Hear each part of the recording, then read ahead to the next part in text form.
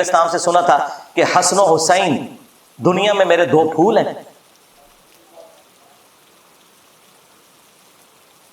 تو حضرت ابوبکر صدیق کا قول ہے بخاری میں، عبداللہ بن عمر کہتے ہیں کہ حضرت ابوبکر فرمایا کرتے تھے محمد کے قرب کو اہل بیت محمد کے قرب میں تلاش کرو. اب مجھے بتائیں، جو رسول اللہ صلی اللہ علیہ وآلہ وسلم کے قرب کو ان کے اہل البیت کے قرب میں تلاش کر رہے ہیں، خود کیا کبھی وہ یہ دعویٰ کر سکتے ہیں کہ ہم اہل البیت سے افضل ہیں؟ اللاجیکل بات ہے یہ کہنا کہ جی بخاری میں موجود ہے، ابو داؤد میں بھی، کہ عبداللہ بن عمر کہتے ہیں کہ ہم نبی الاسلام کے زمانے میں افضلیت دیتے تھے حضرت ابوبکر کو، عمر کو اور عثمان کو، اس کے بعد افضلیت نہیں دیتے تھے. تو بھائی یہ لوگوں میں فضیلت کی بات ہے. اہل البیت بالکل الگ ہے، جن کے گھر سے دین ملا. دوسرے اصحاب نبی کے گھر والوں کے بارے میں یہ سوچ سکتے ہیں کہ جس گھر سے ہمیں دین مل رہا ہے ہم ان سے بہتر ہو جائیں گے؟ Not at all, never. جب لوگوں میں افضلیت کی بات ہو رہی ہے تو ادر دین اہل البیت ہے علیہم السلام اجمعین. اور پھر المستدرک للحاکم میں حدیث موجود ہے، نبی علیہ السلام نے فرمایا اگر کوئی شخص پوری زندگی حجر اسود اور مقام ابراہیم کے درمیان نمازیں پڑھتا رہے اور روزے رکھتا رہے، اسی حالت میں مرے نیکوکاری میں، لیکن ہم اہل البیت کا بغض اس کے دل میں ہوا، تو اللہ تعالیٰ اسے ضرور جہنم کی آگ میں داخل کرے گا. وَلِعَوْذُ بِاللَّهِ تعالیٰ. یہ کہتے ہیں جی کربلا کیوں ڈسکس کرتے ہیں جی؟ کیا آخرت میں پوچھا جائے گا؟ جی پوچھا جائے گا. جب آپ کی جنت اور جہنم کا فیصلہ اہل البیت کی محبت پر ہو رہا ہے تو پوچھا نہیں جائے گا؟ اور آپ تو ہمیں خود ہی سنایا کرتے تھے فضائل صحابہ احمد بن حنبل کی کتاب میں، وہ روایت جہاں سے میں نے سٹارٹ لیا، اور شیعہ کے ہاں نہج البلاغہ میں، کہ حضرت علی کی محبت میں غلو کر کے دو فرقے جہنم میں چلے جائیں گے اور دو گمراہ ہو جائیں گے، ایک ان کی محبت میں غلو کر کے، ایک ان کی دشمنی میں. تو جب آپ خود جنت اور جہنم کا فیصلہ سیدنا علی اور اہل البیت کی محبت پہ کرتے تھے، اس وقت صرف اتنا ہی تھا کہ آپ نے دوسروں کو کہنا تھا رافضی اور اپنے آپ کو ناسبی ماننے سے انکار کرنا تھا. تو یہ آپ نے دو نمبریاں کی ہیں، اس کا رزلٹ پھر اسی شکل میں نظر آنا تھا. جب گمراہی بڑے لیول کی اٹھتی ہے نا تو پھر کوئی بڑے لیول کی بلا چاہیے ہوتی ہے. ہاں وہ آپ نے دیکھا تھا نا کہ حضرت موسیٰ علیہ السلام کا اژدہا سارے سانپوں کو کھا گیا، ہے رسیہ تھی، ایک اژدہا سارے سانپوں کو کھا گیا. تو یہ جتنے سانپ نکلے ہوئے تھے نا جنہوں نے اس دین کے ساتھ غداری کی، ایک انجینئر سب پہ بھاری ہو گیا. ہاں الحمدللہ. اور یہ اللہ تعالیٰ کی سنت ہے. اللہ تعالیٰ نے 300 سال کی فرعون کی حکومت اس شخص کے ہاتھوں سے ختم کروائی جس کی زبان میں بھی لکنت تھی، موسیٰ علیہ السلام. اللہ تعالیٰ ہمیشہ کمزوروں کو اٹھا کے نا طاقتور لوگوں کے اوپر غلبہ دیتا ہے، یہ بتانے کے لیے کہ ان کے پیچھے اللہ کی طاقت ہے.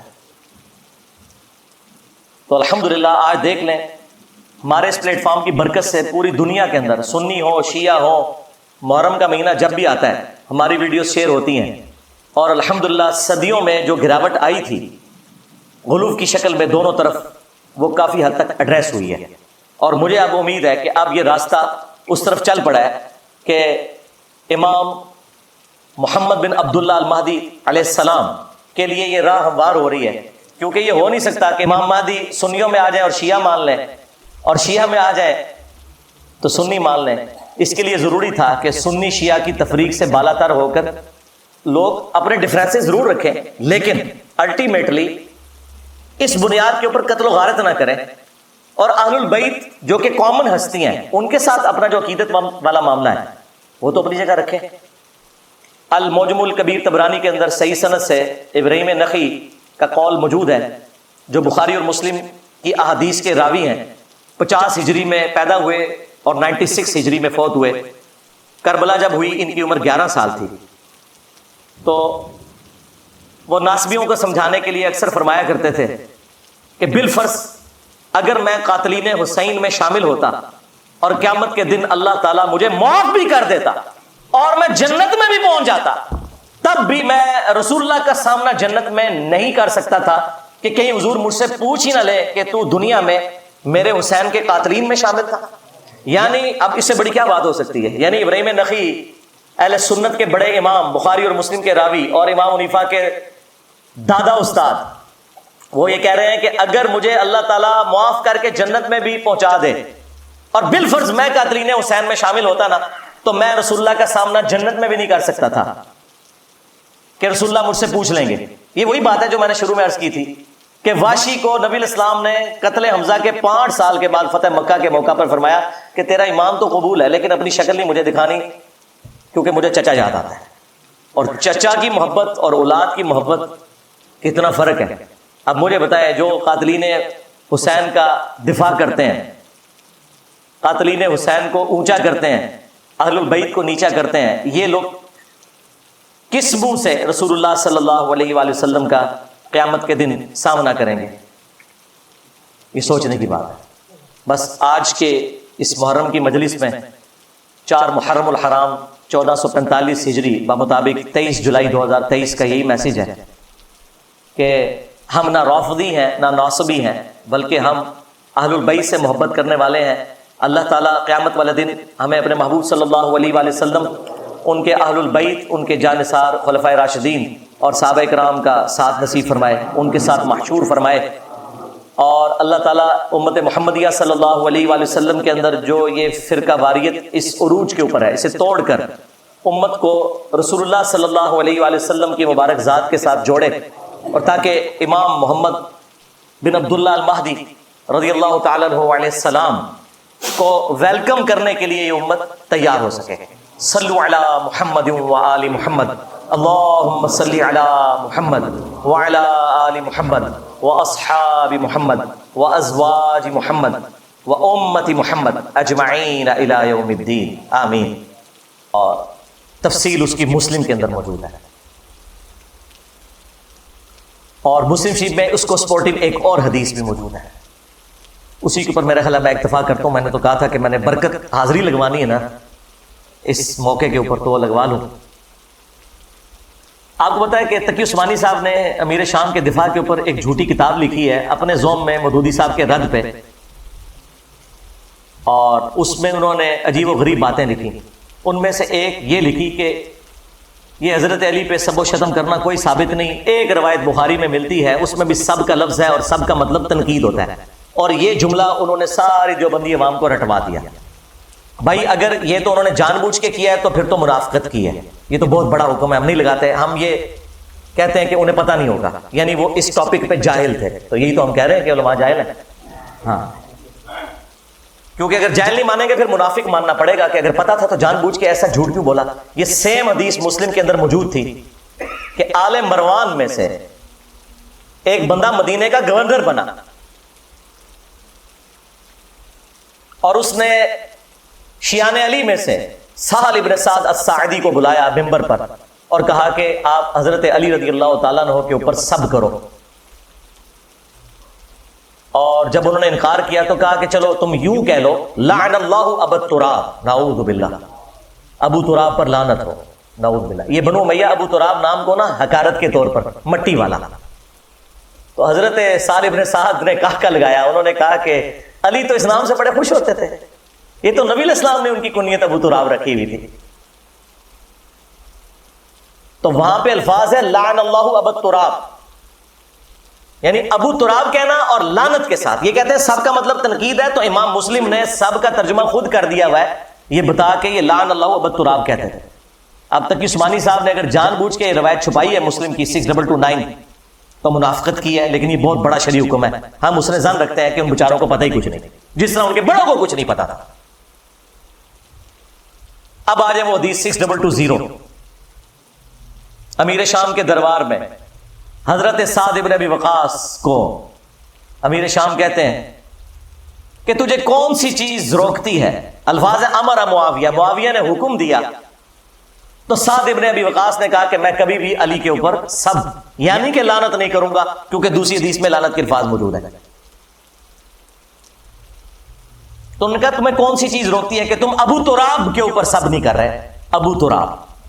اور یہ وابیوں کا جو ابا ہے نا ابن تیمیہ, اس نے اس روایت کو منہاج السنہ میں کوٹ کیا ہے, اور اس نے خود مانا ہے, اس نے فلنگ دی بلینکس کیا ہے کہ ماموں نے حکم دیا تھا سب کروانے کا. ان کا ابا مان کے کیا ہے, اب یہ پتہ نہیں کیوں نہیں اپنے ابے کو مانتے ہیں. مسلم شریف میں لکھا ہوا تھا. تو حضرت سعد نے کہا کہ میں نے 3 باتیں علی کے بارے میں ایسی سنی ہے کہ مجھے ایک بھی مل جاتی نا سرخ اونٹوں سے بہتر تھا.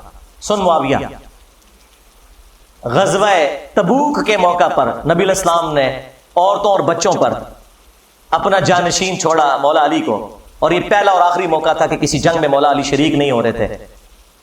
تو ظاہر ہے وہ افسردہ تھے، رو پڑے. نبی علیہ السلام نے ان کی دلجوئی کے لیے فرمایا کہ اے علی، کیا تو اس بات پہ راضی نہیں کہ تیری میرے ساتھ وہی نسبت ہے جو ہارون کی موسیٰ کے ساتھ، مگر میرے بعد کوئی نبی نہیں. اس کا مطلب آپ کو پتا ہے کیا ہے؟ 2 مطلب. قرآن میں حضرت موسیٰ علیہ السلام کے سب سے قریبی ساتھی کون تھے؟ ان کے بھائی ہارون، اور وہ پیغمبر بھی ہوئے. اس اعتبار سے نبی علیہ السلام کا سب سے قریبی ساتھی کون ہوا؟ سیدنا علی. لیکن چونکہ ختم نبوت ہے اس لیے وہ نبی نہیں ہے، امتی نبی بھی نہیں ہے. تو اگر مولا علی امتی نبی نہیں ہے تو غلام احمد قادیانی دجال تھے، شے کوئی نہیں. یہ حدیث ختم نبوت کے اوپر بھی پیرا دے رہی ہے، صرف مولا علی کی شان بیان نہیں ہو رہی، ختم نبوت پہ بھی پیرا دینے والی حدیث ہے. سن معاویہ، دوسرا موقع خیبر کا. نبی علیہ السلام نے فرمایا کل میں اس شخص کے ہاتھ میں جھنڈا دوں گا جو اللہ اور اس کے رسول سے محبت کرتا ہے اور اللہ اور اس کا رسول اس سے محبت کرتے ہیں. ہم پوری رات ایڑیاں اٹھا کے دیکھتے رہے کہ وہ خوش نصیب کون ہے.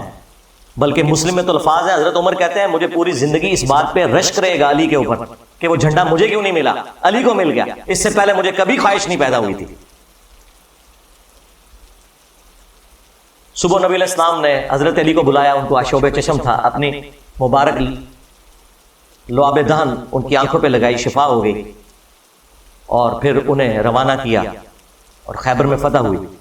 اور تیسرا موقع جب نجران کے کرسچنز آئے نبی علیہ السلام کی بارگاہ میں، سب دلائل سامنے رکھ دیے، پھر بھی وہ ہٹ دھرمی پر اترے، تو آیت مباہلہ نازل ہوئی،